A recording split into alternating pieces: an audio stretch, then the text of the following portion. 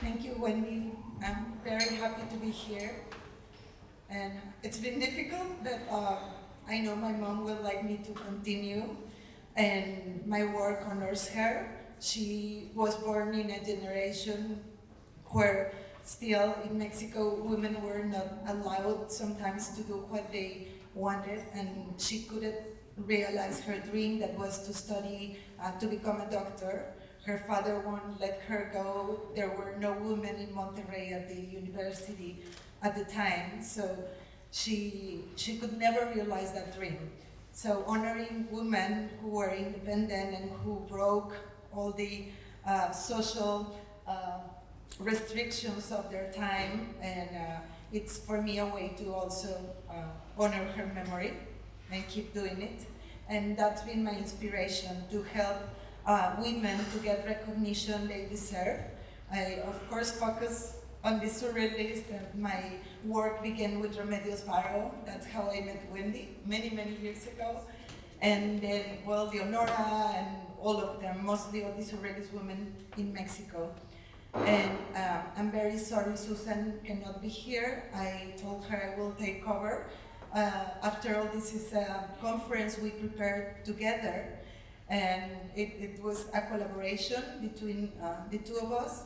And I will also read some parts and talk some parts, like Carlos did, because I want to also try to make her voice present here. Arriving in Mexico City in the 1940s as emigres from war-torn Europe, the Spanish artist Remedios Varo and the British artist Leonora Carrington formed a close friendship that lasted until Varo's ultimate death in 1963. Although at first traumatized and poverty-stricken by recent world and personal events, they were forced by necessity to survive in a foreign country for what they assumed would be a temporary sojourn in their creator's life. As it turned out, they both remained in Mexico for life, and they both died in Mexico.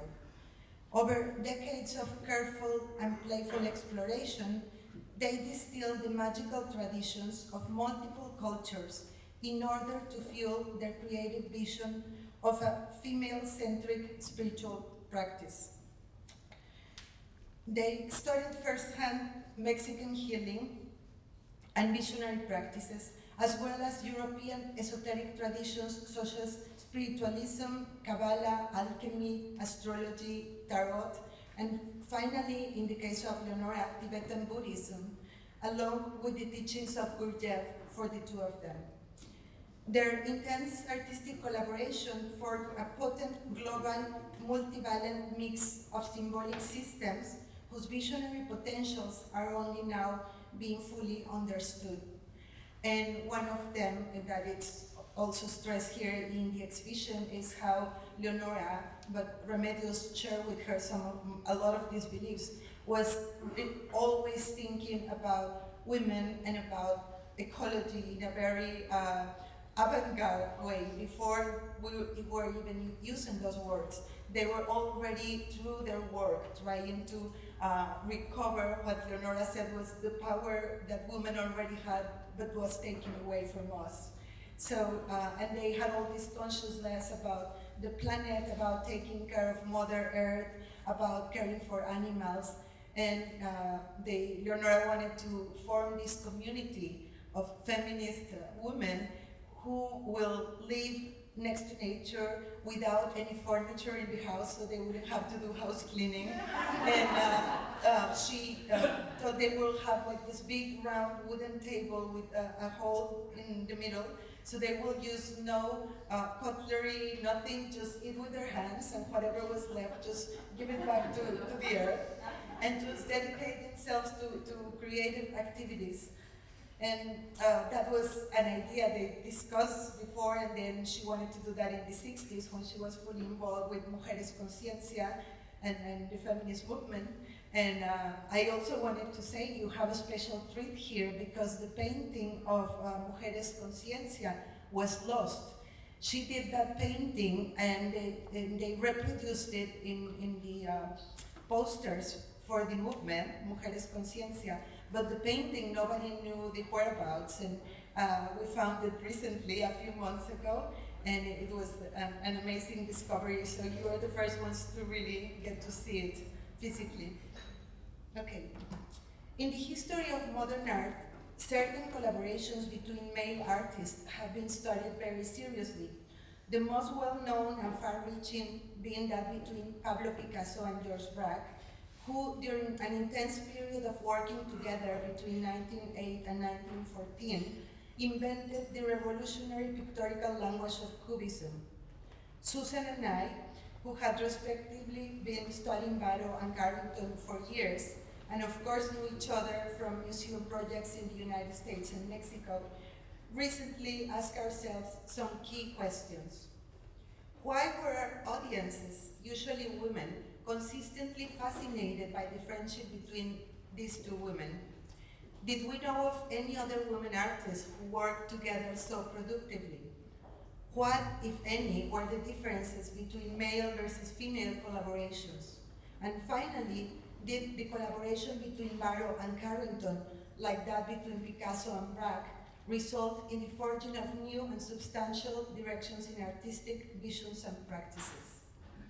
I would like to stress that the collaboration we're talking about, it's not really about painting together in the same studio or in the same place like Picasso and Braque did, but they were reading the same books all the time and discussing them. They were exploring the same places. They were talking about the same ideas, and each one of them will work separately, but within the same frame of mind and the same goals. So that's the collaboration we're really focusing on. We believe these questions are worthy of serious consideration, and decided that in the spirit of their collaboration, we would collaborate also co-curating an exhibition that it will be at MAM, at the Modern Art Museum in Mexico in 2023, and we're looking at other venues. And also a book, which I'm happy to announce will come out on the fall next year by Sulphur Press. And also in the spring next year, also with Sulphur Press, Susan and I also with Gabriel Weiss, Leonora's son, are working on a book with the facsimile of the tarot cards, the 22 Arcana, and also with essays, and we are also going to have a deck, a separate deck for a lot of people that want to have it. So Susan and I are very excited about these projects. So that's why we decided to work on this book of their artistic partnership. We immediately recognized that although stylistically different, Varo and Carrington shared a common ideology, which was to return art making to its magical origins, and concomitant to that, to depict women as active practitioners of the magic. Stated in another way, their work simultaneously depicts powerful women in what they believe were their pre-patriarchal roles as keepers of the mysteries, and, equally important, their artworks were meant to function as actual magical objects. They infused their paintings with supernatural energies meant to influence and inform viewers on a magical level. For example, through embedded occult diagrams, semi-hidden written incantations, more specifically in the case of Carrington, that's very, very common, by exposing the canvas or paint to types of magical manipulation, such as proximity to crystals or the addition of secret substances to the pigments. Their works could also be painted during astrologically powerful times of the day, or while in a particular psychic state of mind, or even under the influence of certain hallucinogenic sacred plants to the indigenous people of Mexico. And so, me and virtually Susan, we want to take you on a quick tour about some of our findings. So this is how our project started. And well, see, there you see just a detail of a beautiful painting that's called The House Opposite, because it's sort of a symbolic portrait of Remedios, the redhead woman, and Carrington and Cathy Horner, the three friends that, even though Cathy was a photographer, but they were all very interested in the study of magic, and they practiced that as well. And they were also like each other's babysitters, like all the kids were like a big family, and Remedios was the godmother of their kids, and Cathy was the godmother of Leonora. So, Leonora was the godmother of Cathy's daughter. So she made that crib that you saw later, the cradle, that was for her. And they named her Nora in honor to Leonora. So it was this very, very close friendship, and for them, the kitchen was an alchemical lab as well. So all this experimentation we see in the paintings also has to do with the way they were living their lives. Here is Remedios.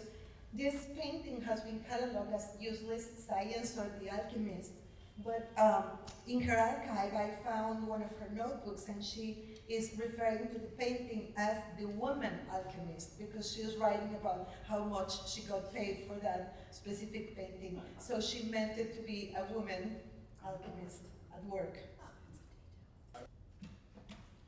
Carrington arrived in Mexico in 1942. By that time, Remedios Varo and Benjamin Perret, the French poet, Surrealist poet, were settled into a deteriorated housing complex in the Gabino Barreda Street that became a Surrealist enclave. Varo was living there, and Carrington moved with her, recently divorced from the Mexican diplomat Renato Leduc. And they soon became the best friends, and Carrington met her future husband, Chiqui Baez, the father of his two kids, a Hungarian photographer that was also, actually that's a portrait that you see right there. It's entitled "And Then We Saw the Daughter of the Minotaur," and it's a symbolic family portrait of her as the white goddess, and Chiqui as the Minotaur, and her two boys, Pablo and Gabriel. And they remained together until Chiqui died.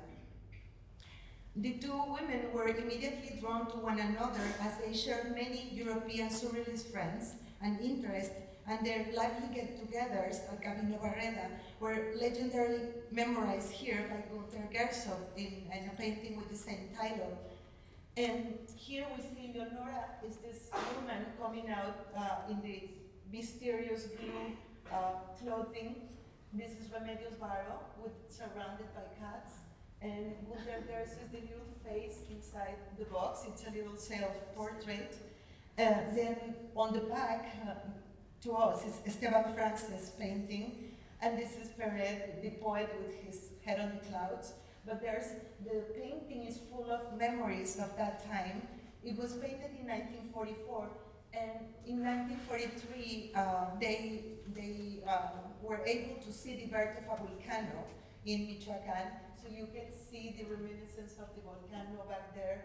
And then that hand on the cup has to do with an anecdote that Perret talked about, that once they found that there was such poverty in the neighborhood, and the land next door was full of trash, and they once found a human hand that was cut, and they found it right there, so he's also painting that.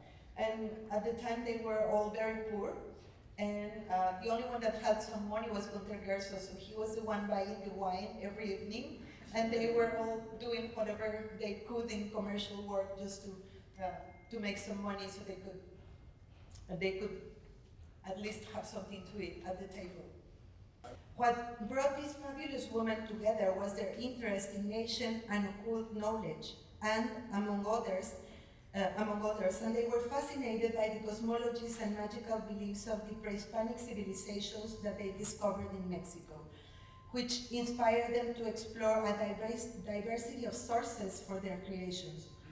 Varo, in order to make a living, worked in the restoration of clay figures from Tlatilco, a pre-Columbian village in the Valley of Mexico, situated near the city. And it was a site recently uncovered and explored by artists who collected the artifacts, such as Diego Rivera, Wolfgang Palen, Miguel Covarrubias, and some of them even made their way into Varo's collection. That's something that has never been seen before. This picture is from an exhibition for last year at the Modern Art Museum. Walter and Alexandra Gruen, Walter was the last partner of Remedios Varo. And several years ago, they gave the museum 39 works of art by Remedios Varo. And after Alexandra, his second wife, passed away, Mr. Gruen died a few years before, she gave the museum the archive, the library, all the books that she had, the ones that remained that she read, but also her collection of pre-Hispanic figures, a lot of personal things like her jewelry, and all of these things you see she collected from pre-Hispanic sites like onyx and different stones, and that she will always keep and use to paint. There was always a crystal or stone next to the painting. So her collection includes a diversity of stones, crystals, and amulets. Carrington, on the other hand, was also inspired by Mexican craft traditions and developed various designs for tapestries that were woven by a Mexican family, the Rosales, from the regions of Chiconcuac. And that's one example of the tapestries. She met this family and she brought them to live in her house, and they lived there for about 9 years. So she will make the designs and they will work with it, and they are just spectacular. Some of them even, she introduced the concept for them of using silver thread or golden. So all the tapestries are full of symbols, like her paintings, but they were woven by this family. One of the things that initially bonded Carrington and Varo together so strongly was also the similar upbringing within the Catholic Church. Both women were forced to go to Catholic schools whose misogynic teachings and practices they deeply resented and rebelled against. That said, it was exactly this shared Catholic imagination, a term recently used by the Metropolitan Museum of Art in their exhibition Heavenly Bodies, meaning being inculcated at an early age into a worldview where supernatural miracles can take place at any time. This indoctrination into Christian mysticism, with its focus on the Virgin Mary, along with an all-girls education presided over by nuns, was later mixed with certain radical notions of surrealism. The result appears to have been a very particular type of esoteric feminism. Carrington and Varo also bonded over their mutual love of Hieronymus Bosch, whose bizarre visions bordered on the religiously heretical. They gleefully assimilated his mischievous sense of heresy to critique conventional religious misogyny, transforming nuns into priestesses, witches, and sorcerers.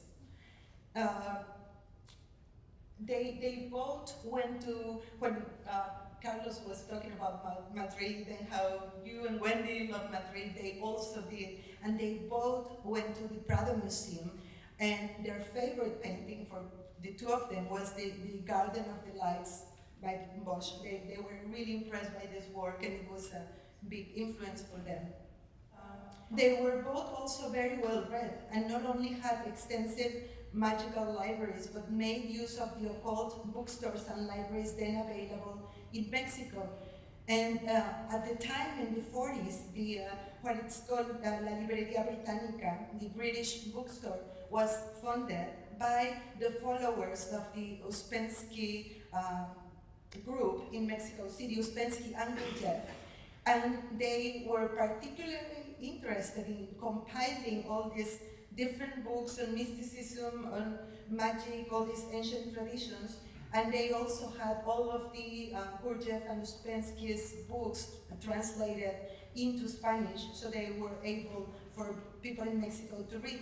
And Leonora became friends with all these British people, and she introduced Remedios to them as well. And one of them, Rodney Collins Smith, who brought the teachings of Uspensky, this Russian mystic, to Mexico, he also had a huge library that he brought from Europe, but then he converted into Catholicism, and he mixed the teachings. He married this woman that was supposed to be a medium that Uspensky will talk through her, and she makes fun of her in several of her plays and books.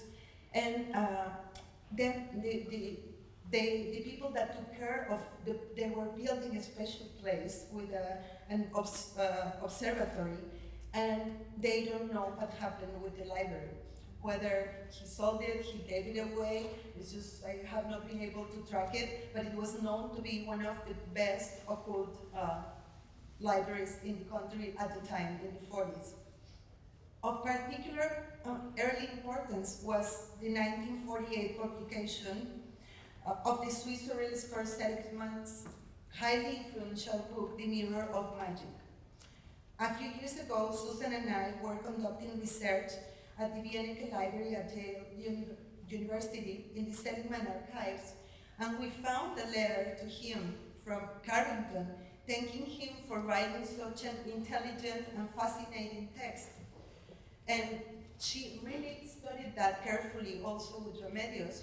And when you look at the book and look at the index, for every subject matter he's touching on, there's one painting from Varo or Remedios, even with subjects about vampires or witches or you name it. Everything from the ancient religions and on Mesopotamia, Chaldean magic, the Book of the Dead from Egypt. So he had everything in there, and his whole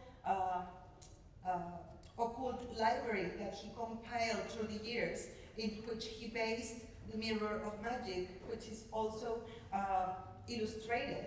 And you can see the influence on Leonora also in the iconographically. And he gave his whole library to Cornell University. So all the 350 volumes that he had, that Leonora knew some of them when she was in New York, were there. So that was that's been part of our research as well. So these are scenes from the Sonora Witches Market. Well, it was, the way it looks now, it's nothing like it was at the time. Now it's full of things from China. But it was very famous for all they sold all these herbs and different things for magic spells. And for them, they think that magic was part of their daily life. And they also thought that painting was a magical art. So they will use this on the painting and do experiments. Remedios Varo had her witch name, which was Gunnar Kurkarkar. That's Lizarraga's son, who was like an adopted son, told me about this name, and she used it all the time, and they really made magic not only a representation in the paintings, but everything, life and art were the same thing. They were all together. And they went there to look at all the magic spells and experiment with them.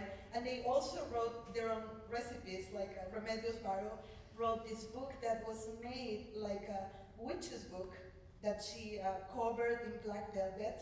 And there she wrote about all these recipes to have dreams, but they were also very funny, and like to be the dream to become the King of England, or even sexual dreams and using aphrodisiacs. So she had one special recipe designed to provoke erotic dreams of whoever used it. And they were incredibly funny, very surreal. So in an undated notebook, Varo wrote a letter addressed to a Mr. Gardner. And this letter had been reproduced before many years ago in a little book about Remedios' writings and dreams, letters, writings, and dreams. And she sometimes used to do these games of picking up a name out of the phone book and writing a letter addressed to somebody they didn't know, and it was always a funny letter inviting people to a party, but very, very, using a very black sense of humor. And this woman thought that maybe she was making fun of a name of somebody, and this was just written for someone random. But it turns out that the letter was really addressed to Gerald Garner, and he was the founder of the Witchcraft Museum, and he also published this book about the meaning of witchcraft in 49, and he was the one that revived the witchcraft tradition in modern times based on anthropological studies, where they were really seeing these women that they were called witches were in reality the healers. There were the wise women, the ones that practiced magic in the pagan religion, and then they were labeled witches. But he did a very interesting book that is what we call now the Wicca movement. That's where it was born in England, the modern witchcraft movement. And the reason I know that this letter was really meant for him is because I found also in the notebook the address of the museum. And what he writes in the letter, I'll read you a little paragraph. It says, "I have just read your book, which I find vastly interesting. A friend of mine, Mrs. Carrington, has been good enough to translate it for me, as I am unable to read or speak English. As you know, there is much activity in the field of witchcraft within this country," which actually he talks about magical practices in his book. "But these practices are nearly always limited to medical applications or the elaboration of love potions, such as toloache, that causes a complete loss of free will. But this is not what interests us. Mrs. Carrington and some other people have devoted ourselves to seeking out facts and data still preserved in isolated areas where true witchcraft is still practiced." Here is the notebook where I found the address of the museum. So it's actually he founded this museum of witchcraft, which was in the Isle of Man in England. Then he co-founded another museum, and then he died, and part of his collection is now in Boscastle in England, also in the Witchcraft Museum, Magic and Witchcraft. I was there 2 weeks ago, and it's incredible how some of the objects that he had, I found also in Remedios' collection, and Leonora, I'm sure she had them as well, except they have not been made public, but he was a very important influence for the two of them. I'm sorry, the book was published in 1959. So, Carrington and Varo indeed visited remote villages in the company of Laurette Sejourné, an anthropologist, and indeed visited remote villages in the company of Laurette Sejourné, an anthropologist and archaeologist that, among other books, published Supervivencias de un Mundo Mágico, Survival of a Magical World, where she describes her journey into ancient villages in Oaxaca, where magical rituals were still preserved. The book was published in 1952 and illustrated by Carrington. Another important influence for the two of them was Benjamin Perret, who was writing on this compilation of myths from Latin America, but he also did a translation to the French of the Chilam Balam from Chumayel Codex. Is one of the 9 Mayan books about the spiritual life written in Yucatecan Mayan language. And he, using the Latin alphabet, that's how he was able to translate it. And these books that are very, very famous were attributed to a legendary author called Chilam Balam, a Chilam being a priest who gives prophecies, and Balam is the common name for the jaguar. So this codex is very important because besides the prophecies, it also talks about the astrological system of the Mayans, and has also treatises on medicine, on healing plants, on magic spells, and they are all described in a part of the book of the codex that it's called the Ritual of the Bacares. So they knew about all this, and they had very, very close sources with Perret and Sejourné.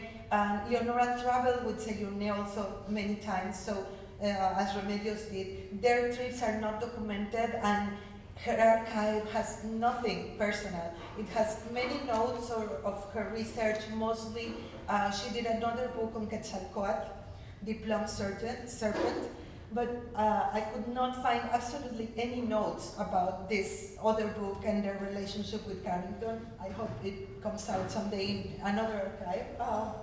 A lot of their paintings, and that's very common, especially in Carrington, but in both of them, they are going to represent the kitchen, but it's always transformed into a magical place. And here we have a fragment of the grandmother Moorhead aromatic kitchen, and she's representing a typical ancient kitchen from Mexico. If you've ever been to the Frida Kahlo house in Mexico, you will see one of those as well. And then this table, but she's drawing a magical circle around it and uses the garlics and all these plants or herbs in Mexico that are mostly used for magical rituals. But she's also incorporating sometimes Celtic magic, so they drew from many sources. And Varo, they were also seeing the act of cooking or feeding, or everything was always magical. Here she's feeding the moon. And so this painting has had many interpretations. Some people said that because she couldn't have any children, that she was, representing herself as a mother feeding the moon. But actually she had a book of Gurdjieff, that was marked in a very specific page, where he's talking about, and this was in the early 20th century, he was talking about global warming. He was saying that one of the missions of the human race at the moment was to evolve consciousness and use our emotions to feed the moon with human energy, because the earth was going to get so warm that it will become a sun, and then the moon could be able to become the earth and have life in it. So she had double marked that paragraph, so it means it was really important for her. Here we have another representations regarding the witches, and here in Carrington is representing, you see a couple there, a man, and then there's this woman dressed in black with a triangle on her face. So that's the representation of Hecate, which is also the triple goddess. So they are presiding the ritual, but it's actually the woman as a goddess, but it's also the patron of the witches.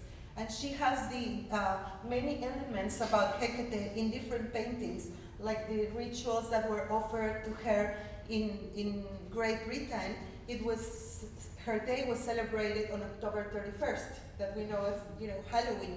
But the ritual was to preside the Day of the Dead on the following day, which is something that happened in Mexico as well. That's why she found all these similarities between our culture and hers. And the idea of that ritual, that was the Hecate's banquet, was to make an offering to the goddess. So she will open this curtain between the dead and the living, so the souls of the dead could come and meet the living for only one day, the Day of the Dead. So that's why she's creating all these rituals, and then Varo is representing herself because she was a redhead woman. Nobody really knows because there's not many pictures in color where we can really see her hair, but she had, Walter Gruen used to say that her hair was like the fire, and so she's also dressed as a witch, but has the Hermes wings on her head. So he was also the messenger for Hecate. So all this, they used all these different symbols from cultures and put them together. And we see constantly in their work that women are the main figure, or the ones that preside the ritual, like we saw here again, at the table as the white goddess. She's presiding a ritual of divination with all these glass balls. So the woman was usually the protagonist in all of their work. Okay, so here is the tarot. Many of you probably have never seen it. It was exhibited for the first time and reproduced for the first time for my Carrington exhibition in Mexico. It took me so many visits to be able to convince the owners to lend them. And so we are now in the project of reproducing, this is the deck I was talking about, and a book about her view on tarot and how the tarot is represented in many of her paintings. Especially two figures, the magician and the hangman, are in a lot of the paintings. Some were hidden. There's even one painting where there's a tarot reading on the dress of Maria Felix, and it's called the Maja del Tarot. So that was something they were practicing all the time. And that's a tarot card by Remedios that's in the collection of the Museum of Modern Art in Mexico City. And she painted this in an ivory tablet. Because the origin of the tarot, we don't really know. It's believed that maybe the origin was in Egypt and was related to thought, and that maybe at the beginning was made in ivory tablets. That's why she's doing that. And that's the representation of the magician, or the juggler, the number 1 of the arcana, which Leonora represents in black. And it's the one that unites what is above and what is below. So he's the one that has all the instruments to create magic. And that's a common figure, actually, in many paintings, and it's the protagonist of a painting at the moment by Varo also. And they were always using it, but sometimes with a figure that we could not define, is it either male or female. It was an androgynous figure, but it was part of their representation. And they did not only do the cards, they will, read them. Actually, Leonora was the one that taught Alejandro Jodorowsky to read the tarot. She was his teacher, and he honors her in a book. So it was part of their daily practice. They will read the tarot, throw the I Ching to have prophecies before making a decision. So what I was telling you earlier, that a lot of the paintings were done through rituals and through magic. So that was something very important. Remedios will take her crystals out on the full moon and the brushes, so they will be charged with the energy before painting on the following day. So all of this was part of their life. Okay, here are Uspensky and Gurdjieff, these two Russian mystics that I told you their followers went to Mexico. That was very interesting because in the 40s, a lot of mystic or spiritualistic movements came to Mexico, or esoteric. There were Rosicrucians, there were Freemasons, Gurdjieff, Uspensky, you name it. There was even this Colombian astrologer that came to Mexico with the concept of the era of Aquarius, and he was teaching them astrology. And so all this was of a lot of influence to them. And Gurdjieff and Uspensky, when they died, respectfully, they both chose a disciple that will continue their teachings. So the disciple of Gurdjieff was Christopher Fremantle, who, with his wife Anne, became really good friends of Leonora, and then of Varo as well. And he was a painter. So what he did was really interesting, because he decided to apply their teachings, which were a lot of practices to develop a higher consciousness, and he applied it to painting. So he created a workshop in Mexico City that Remedios Varo used to attend that was called Form and Color. So he took in even amateur people that didn't know how to paint, but also artists, and what he was trying to do is make them work for 8 hours in a row. So when they were working in form, he will put, let's say, a table on the platform, and everybody will sit around, and they had to observe and think about and try to see the organic life coming back to that object, and then paint what they saw. And that's present in a lot of Varo's painting in particular. And the other one, Color, was 8 hours in a row, also working with only one color to try to see all the possibilities of one color only. And we see a lot of these monochromatic landscapes in the case of Varo in particular. And then Ouspensky's disciple, who was also British, Rodney Collins Smith, is the one I told you that had this occult library, and he married this woman and converted to Catholicism. They were the ones that founded the British Library. So these people were really influential, and even though they did not really like to be in the groups where they were practicing things, they were really interested in all their teachings and about the evolution of consciousness. And Leonora didn't really like the characters, but for them, what they learned was really important. And one of the activities that they promoted was weaving or sewing, because with that you develop the fine motor skills. Yeah. And that was necessary to make a balance between the both sides of the brain. So that was a practice that they not only did themselves, like they used to make their own clothes and customs, but they will also represent weavers. It's constantly in their paintings. So it's also an act of magic as well, because they create new figures that are becoming alive through their intention or through their consciousness. That's a photograph that I got from the Gurdjieff archive here in New York, thanks to my dear friend Hugh, who is Christopher Fremantle's son and was an incredible help in my book on Remedios Varo and my thesis. And so, as you see, they were in France practicing. He founded this institute for the harmonious development of men. But he was criticized because he was radical in his practices. Like, he will do this exercise that's called stop. So we played as kids, but the idea was that everybody will be doing whatever. When he said stop, you had to freeze.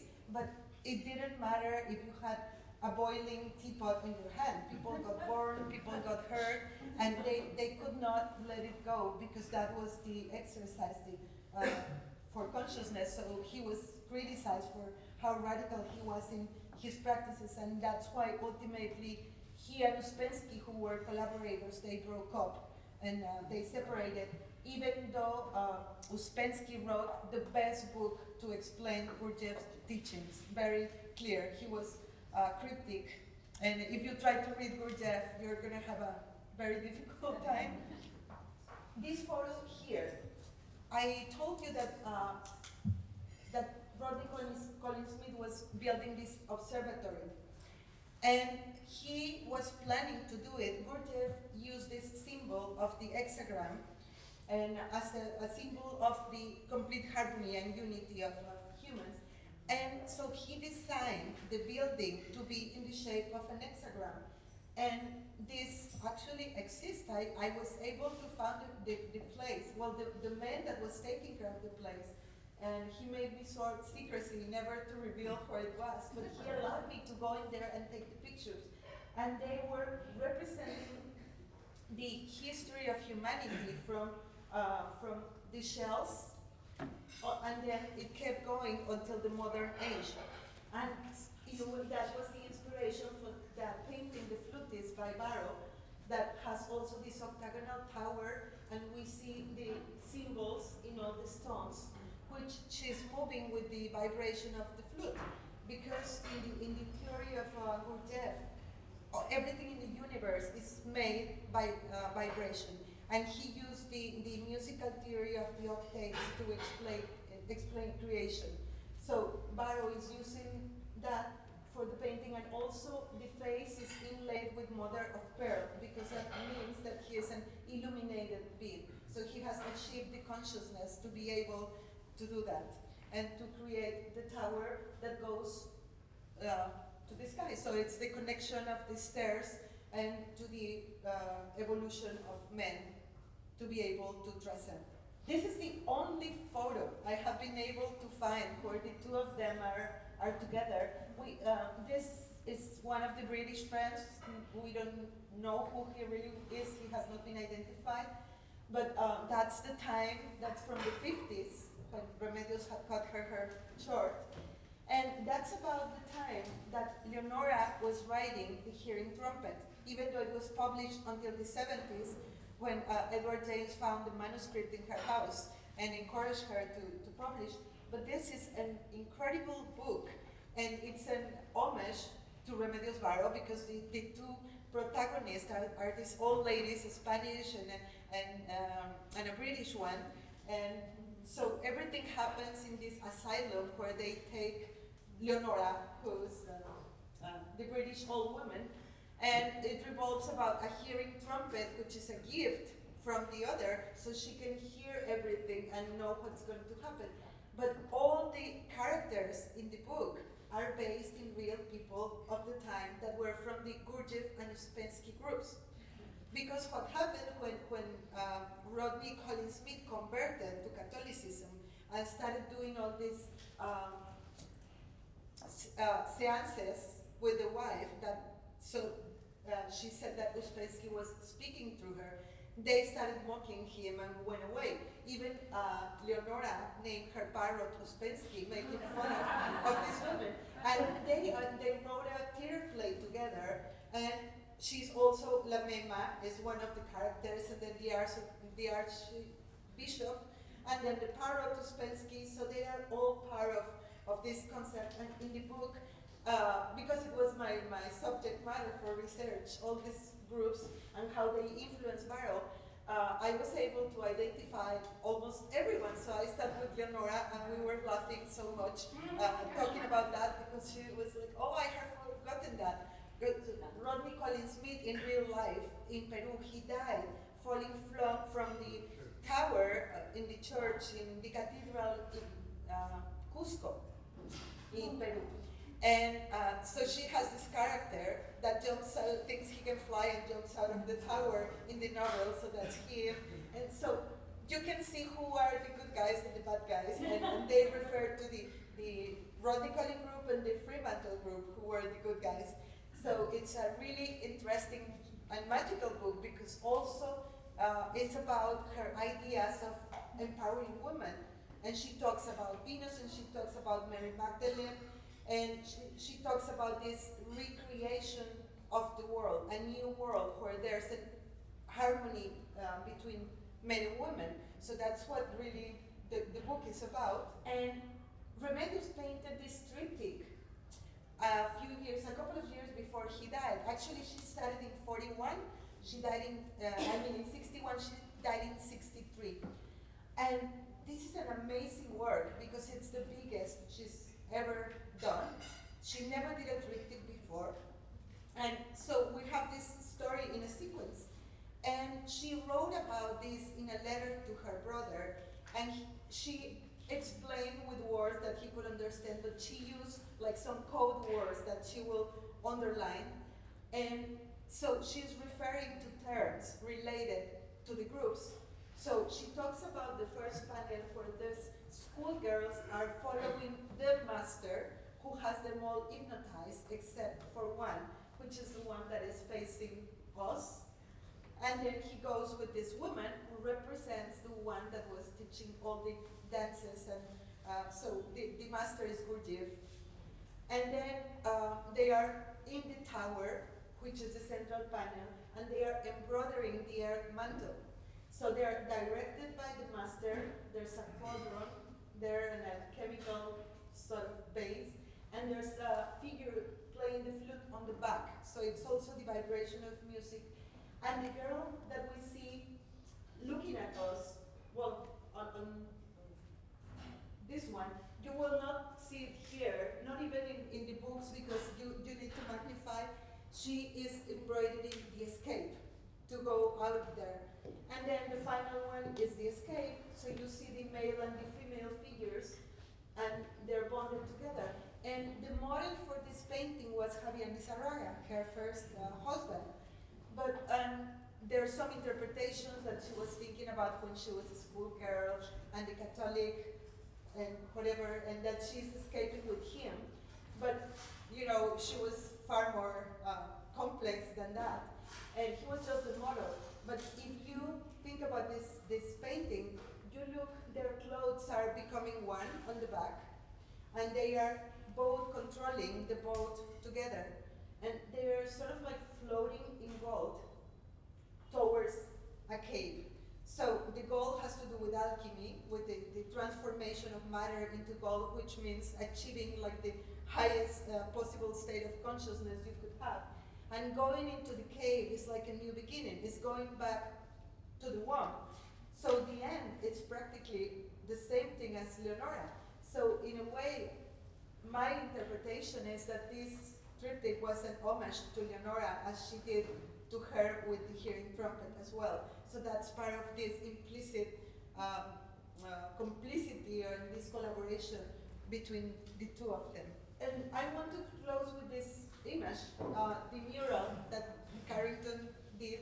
Actually, it was the first one that she actually did. The two of them were commissioned to do a mural before for a hospital, and they were paid 10 times less than a man, than cicados, for the same work, to do the preliminary works. And they both did it, and then Remedios Varo decided to withdraw from the commission because she was so nervous. Her style is very delicate. She painted very slowly, so she was afraid she was never going to finish. So she withdrew and gave the money back. But Leonora, she wanted to pursue, and then cicados made a boycott to her. He believed that women were not able to paint murals, so they withdrew the commission from her. But she was finally invited to paint this mural for the Anthropological Museum in Mexico City, and she had to focus on the Mayas, on a very specific area in Chiapas, which for her was amazing because still today, it's the only place in Mexico where you can see in the daily rituals the syncretism between the Catholic Church and the ancient beliefs. And it's a very good, very magical place.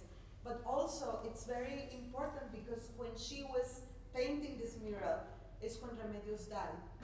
And she is in the painting. In this little house, if you look in detail in the books, you will see there's a corpse laying down, and it's a woman with red hair. And there's a shaman doing practices trying to heal her. But her spirit is already flying out of her body. Her nahual, as we know in the pre-Hispanic culture, there's always this animal spirit that guides you and is with you, and then there's another one that comes when you are dead, and then will take you to the underworld. So it's a little homage that she paid to Carrington. So, well, this is just a little bit of the work we've been doing, and try to talk about this collaboration that was so important, and we think nowadays even more, now that a lot of museums now are paying more attention to women, and I think it's like the right moment to start working on them and have them to be an inspiration for us now.